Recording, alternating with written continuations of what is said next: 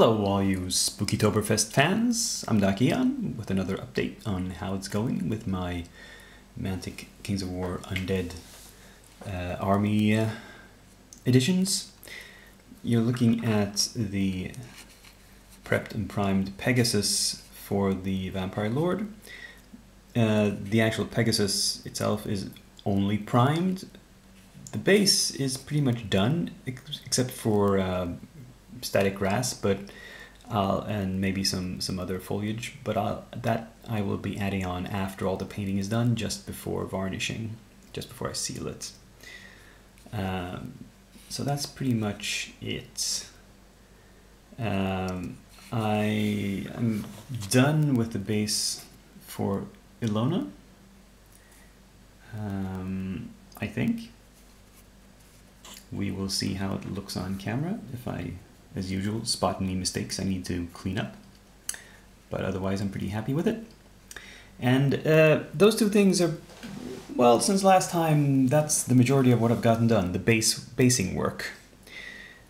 It's not, might not seem very impressive, but it does take some time to get the bases right, and it is important to get bases right for the final effects. On the Vampire Lord himself, all I've done is just undercoat his armor in a dark brown. I'm thinking about color schemes now. Before I go into that, I should show you Ilona, same thing. Dark brown undercoat of some portions that are going to be either armor or red. Now, for Ilona, I'm pretty happy with the studio color scheme. The red dress, dark blue cloak, a sort of bronze, brass, golden armor, pale skin, black hair, and a white under thing, and black boots. That's fine. It fits with the general undead color scheme, and it works in general, so I'll go with that, something similar. I'm not as happy with the Vampire Lord. I like the Vampire Lord. I like the red armor with the gold trim. It's kind of House Lannister-like. That I might replicate, but then having the Pegasus be almost entirely red as well, it just blends in too much. The red against red, it just disappears. So I do want to paint the Pegasus some other color. And the sculpt of the Pegasus, the horse body, is very similar to the horse that the other Vampire Lord, the one with the Solar River Knights, was riding. So maybe I'll do something similar to that. Possibly. And I have an idea actually for the armor. Here it's painted kind of matte red. It's like it's painted red armor. Of course, it's painted. I mean, it's representing the fact that the armor is probably metal underneath, and they've painted red paint over it. But I'm thinking of using this here, the Signal Red from Vallejo Model Air, which is a red metallic. Now, this is probably intended for something like a sports car or something that is a red metallic. But I thought it might be interesting to experiment with using this on a fantasy miniature. And it would look weird on a sort of realistic medieval model, but on a fantasy vampire miniature, yeah, sure, I can give this a try. Anyway, that's the progress on those guys. For the next stage, I have to consider what to start prepping or even to start thinking about next. So I thought, why not carry on with the character minis and do the Death King's Cabal, these guys. So let's open this up and see what we've got. We've got the usual brochure, we've got some bases, 4 bases in total. And let's, oops, that fell out. Fill out contents here. And see what we've got. Now, some of these are one-piece miniatures.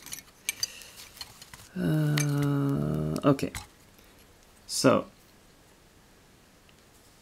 is this in focus? No, there, we're in focus. This is the undead hero. He's one single piece in metal, which I appreciate. That's nice. Wonder how they managed that. Yeah, and it has a nice kind of device on its shield. There's some cleanup here to be done. There's a few strands of loose metal and possibly some mold lines I can't quite see because the camera is in the way. But it doesn't look too shabby or too onerous. The other single piece mini is this Necromancer, I believe it is, which I think, I'm not sure if it's female. Long hair would seem to indicate that, and the very slender frame, but who knows, it might be an undead elf or something.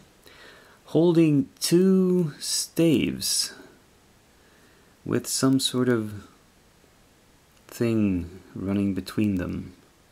Not sure what that is. Is that energy, or is it actually a rope connecting the two? It looks like a rope because it's connected to some sort of attachments. Interesting. I'm gonna have to look up some ideas on the net, see if anybody else has painted this and how they interpreted it. Moving on, this is a rather simple miniature. It's the standard bearer, like a skeleton with armor and holding a standard, and this is the standard itself, which attaches and which is they have a poor guy as the crosspiece. I'll have to think about whether to paint this separately, if there's any point to that. I don't think there is. I think it would probably just be easier if I glued this on first. But we'll see. Finally, this guy is in 2 pieces. I don't know if he's kind of flying. I'm not sure how he's supposed to attach. What is it there? Is it this pole here? Is that supposed to go into that little indentation? That's odd. If so, it's like that. But you know, to stick, I would need, yeah, I'm gonna need to pin that somehow. It's not just gluing that little bond, not gonna work. But this, I think, is actually some sort of swirl of air coming up out of the ground, or some sort of energy carrying this guy aloft, so he's flying. Because this guy, seems to be a guy, and this is another necromancer. He's got, he or she, if it's a she, she's flat-chested, has the same 2 staves connected by some sort of rope. But in this case, the rope is behind the body and behind this cloak, so you can't see very much of it. But it's essentially the same type of figure as this. I think the reason I think this is female is because it's got some sort of chest covering here, which stands out a little bit for modesty, I assume, while you can clearly see this guy's bare chest here. There are no boobs. Anyway, that's going to require some cleanup and some thought as to what to do with them. They are next in line.